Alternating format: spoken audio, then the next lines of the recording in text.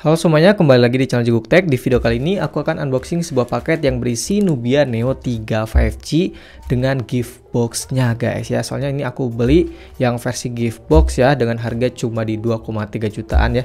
Jadi ini cukup murah, kita langsung aja unboxing paketnya. Nah ini dia untuk gift box dari Nubia Neo 3 5G-nya ya. Langsung aja kita unboxing. Ini gede banget ya, dan ini berkolaborasi dengan Geekfam guys. Nah, Nubia X Geekfam, padahal aku orangnya unik banget nih.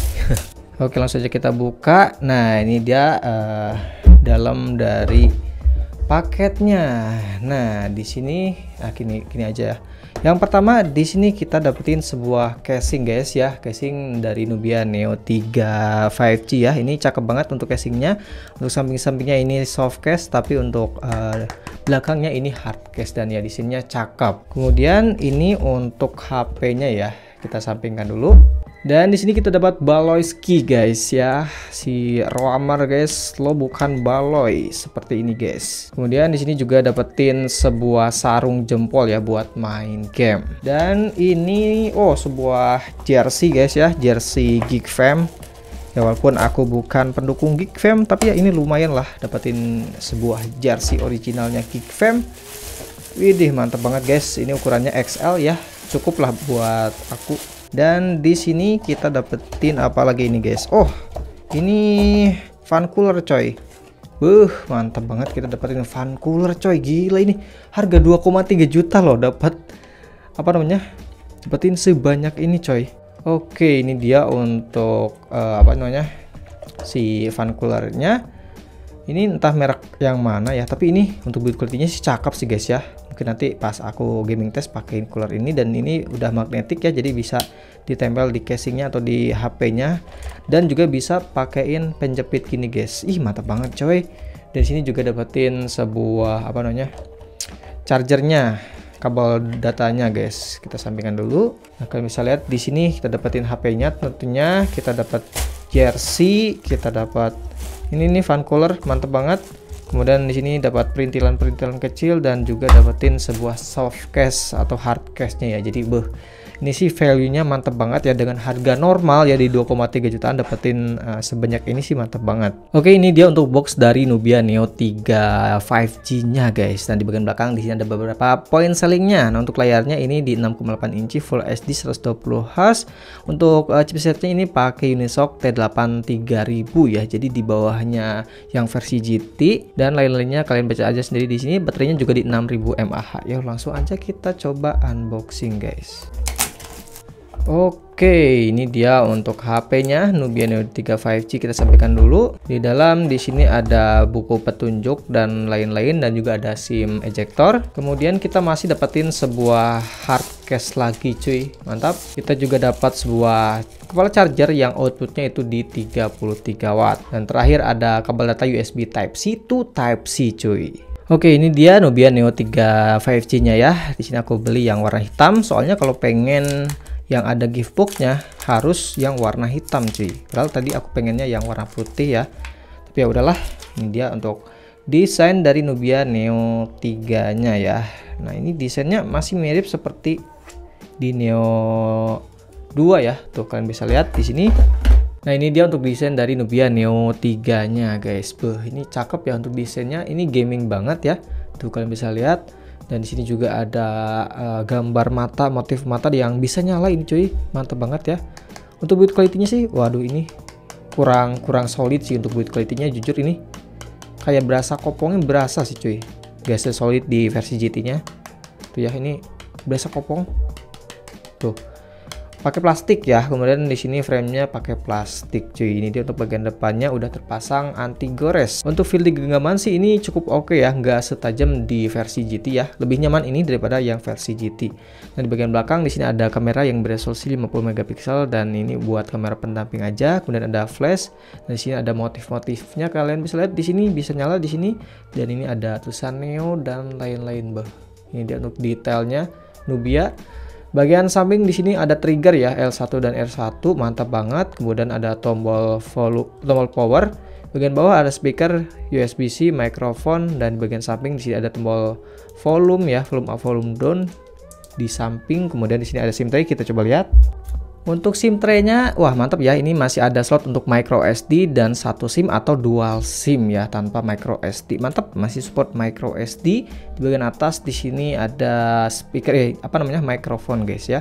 Langsung saja kita hidupin, dan di sini aku bakal setting dan juga gaming test guys. Oke, ini dia Nubia Neo 3 5G-nya udah aku setting dan juga install beberapa aplikasi. Nah, yang pertama kita coba tes dulu untuk fingerprint-nya yang ada di samping guys. 1 2 3.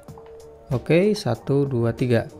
Oke, cukup cepat ya untuk masalah fingerprint-nya. Untuk software-nya ini udah di macOS versi 15 ya, dan udah di Android 15. Cuma untuk jaminan update-nya memang ini belum ada info bakal dapat update Android atau tidak. Tapi biasanya memang si Nubia ini emang jarang banget dapetin update software ya. Jadi mungkin ini bisa menjadi kekurangan di HP ini. Untuk penyimpanan pertama yang terpakai itu sekitar 34 GB guys ya. Jadi cukup banyak yang pertama yang terpakai, soalnya di sini banyak bloatware-nya ya, jadi harus kalian hapusin. Kemudian di sini untuk personalisasinya ya, dan di sini ada garis tipis pengaturan jalur cahaya ya. Jadi di sini bakal nyala guys. Nah, di sini ya untuk LED-nya gambar mata ini bisa nyala coy, mantep banget ya.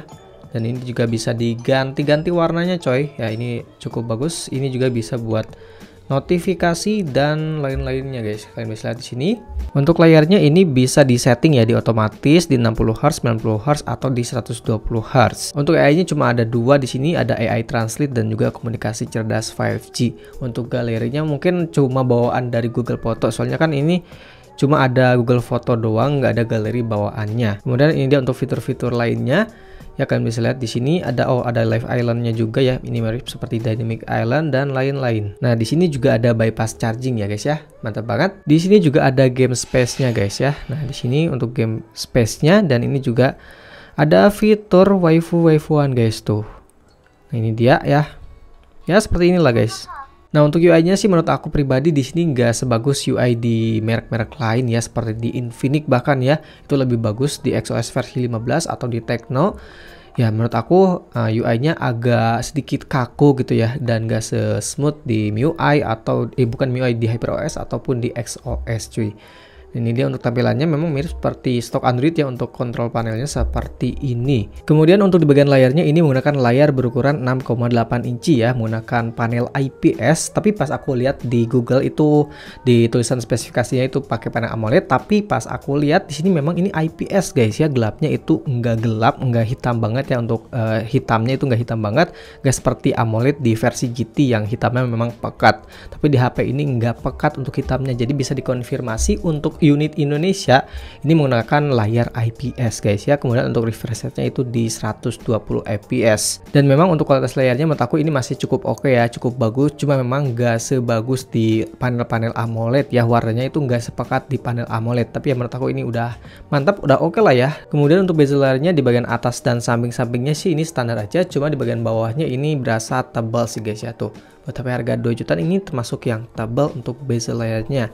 Untuk responsivitas layarnya ini nggak ada masalah ya, nggak ada kendala sama sekali yang aku alami. Dan untuk haptic feedbacknya ini ternyata lumayan enak ya, tapi bukan yang enak-enak banget, tapi udah haptic yang enak gitu, bukan yang kasar banget. Kemudian untuk speakernya ini udah stereo ya di bagian bawah dan juga di bagian earpiece di sini. Dan untuk kualitas suaranya ternyata ini cukup bagus ya, walaupun bukan yang bagus banget, tapi buat harga 2 jutaan ini bisa dibilang udah cukup bagus.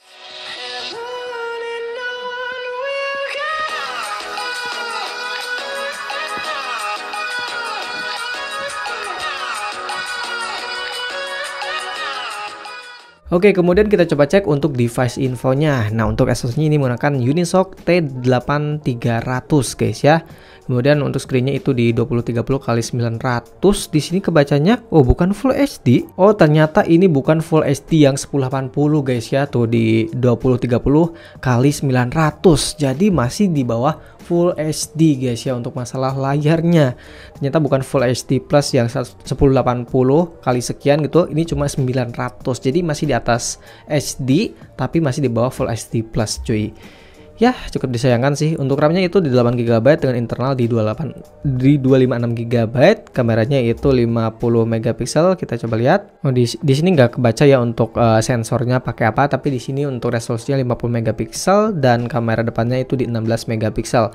Untuk baterainya itu di 6000 mAh ya, cukup besar ya, besar banget dengan pengesahan di 33 watt. Untuk sensor boxnya di sini cukup lengkap ya, cuma nggak ada sensor suhu dan juga sensor tekanan. Dan untuk giroskopnya pastinya ini udah hardware. Kita coba cek untuk multitouch-nya ini bisa sampai 10 sentuhan. Untuk touch sampling rate-nya itu di 230-an Hz. Selanjutnya kita coba cek untuk skor AnTuTu benchmark-nya. Nah, di sini aku udah tes dan dapetin skor di angka 478.000 poin, guys. Ya, ini skor yang nggak terlalu tinggi banget, tapi ya ini udah termasuk oke ya. Lebih tinggi daripada MediaTek Helio G100 ya, lumayan. Kemudian untuk storage-nya ini di 64 ribuan poin, udah menggunakan UFS kepala 2. Dan untuk CPU throttling test-nya ini cukup stabil ya, di angka 87%. Nah, untuk main game di sini aku baru ngetes 2 game aja, itu Mobile Legends dan juga PUBG Mobile. Nah, untuk game Mobile Legends ini bisa di settingan Super Ultra ya, di 90 fps.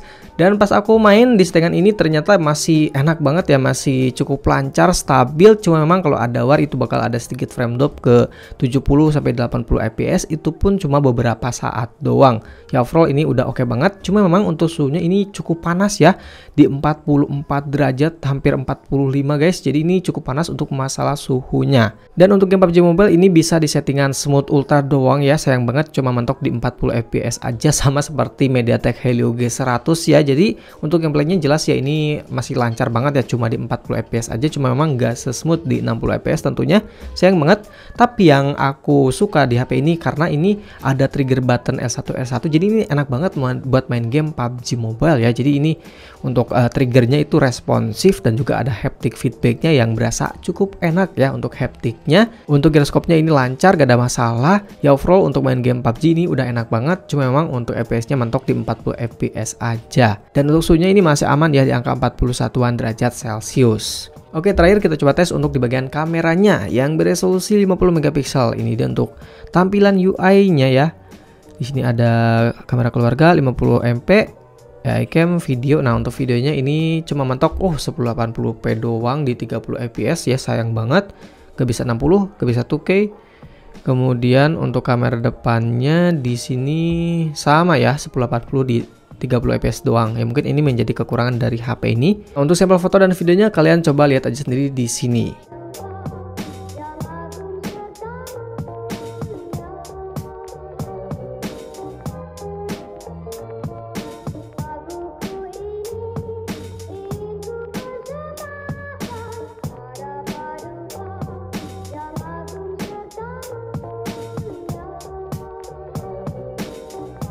Nah, ini dia untuk perekaman video dari Nubia Neo 3 ya. Di resolusi maksimalnya itu cuma 1080 di 30 fps.